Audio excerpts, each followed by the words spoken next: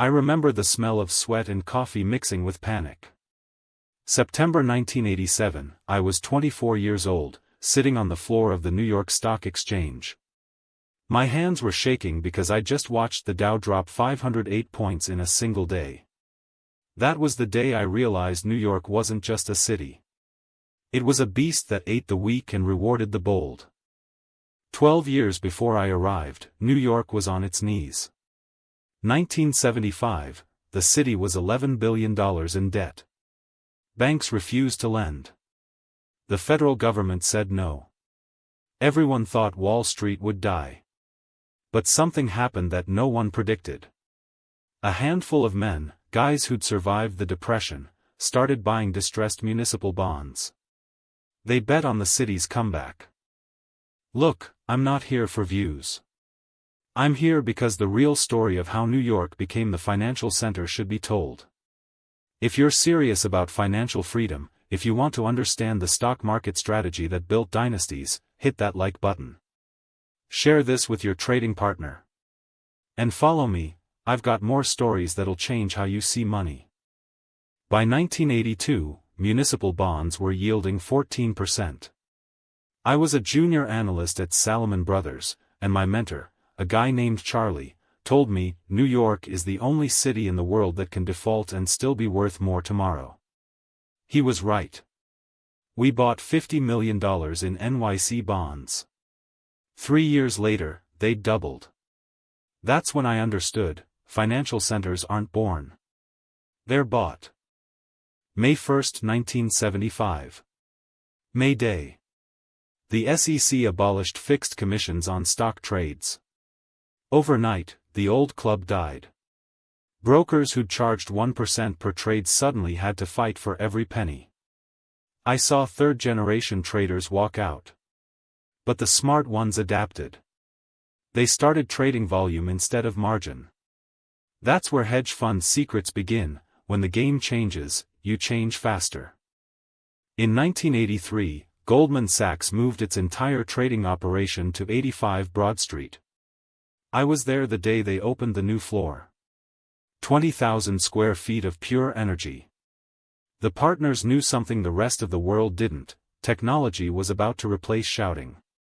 They installed the first computerized order system. That move alone gave them a 3-year edge. Speed equals money. 1985, the Plaza Accord was signed. Japan's yen doubled against the dollar. Overnight, Japanese banks had trillions in excess capital. They looked at New York and saw a casino.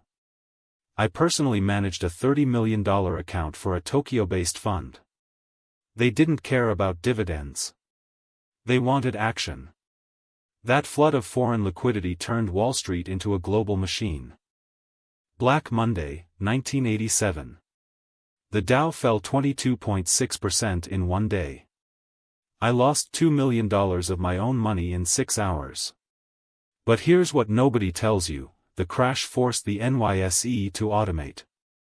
They installed circuit breakers. They built the SuperDOT system. That technology made New York faster than London, faster than Tokyo. By 1990, we were executing trades in seconds. That's when the world had to come to us.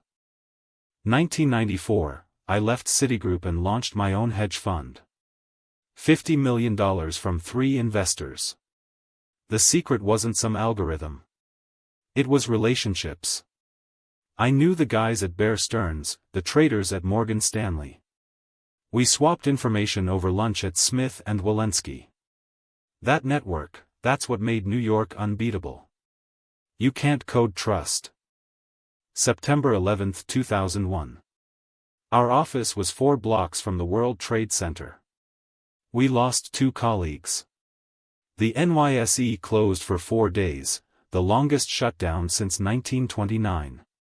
But here's the part that defines New York: within a week, we were trading again. Brokers used cell phones on park benches. The Fed pumped $100 billion into the system. We didn't just survive. We became the symbol of resilience. 2008, Lehman Brothers went under. I was at a conference in Miami when the news hit. My phone rang 47 times in 10 minutes. I flew back to New York that night. The next morning, the Dow was down 500 points. But here's the lesson: the Fed's intervention saved us. They injected $700 billion into the banking system. That bailout was ugly, but it confirmed one thing: New York was too big to fail. Today, New York City manages over $4 trillion in assets. That's more than the GDP of Germany. I've been part of this story for 35 years. From a bankrupt city to the world's financial capital. The secret wasn't luck.